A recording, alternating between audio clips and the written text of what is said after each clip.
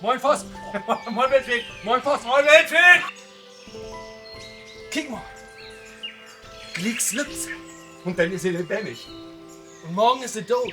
Musst du weinen, wenn sie stirbt? Wer weint denn um eine Eintagsfliege?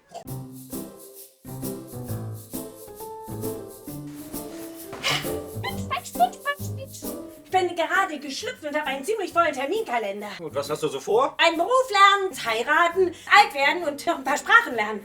Weißt du eigentlich, was für ein Tier du bist?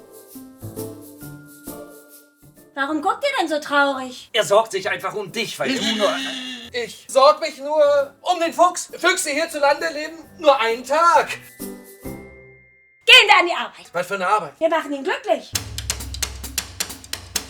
Mein erster Schultag. Käsefüße! Jüngstens wann mögt wir er das sagen? Die Wahrheit. Hühnerjägen!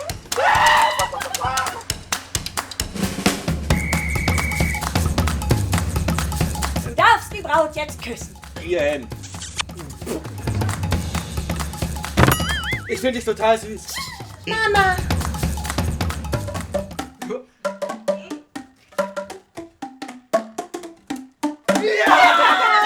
Das Leben war kurz. Aber es hat sich gelohnt. Dank an das Wildschwein. Dank vor allem an die liebliche und geliebte Eintagsfliege.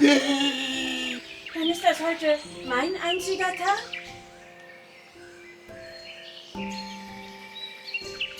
Niemand weint über das Leben. Ja, und deshalb sollte auch keiner über den Tod weinen.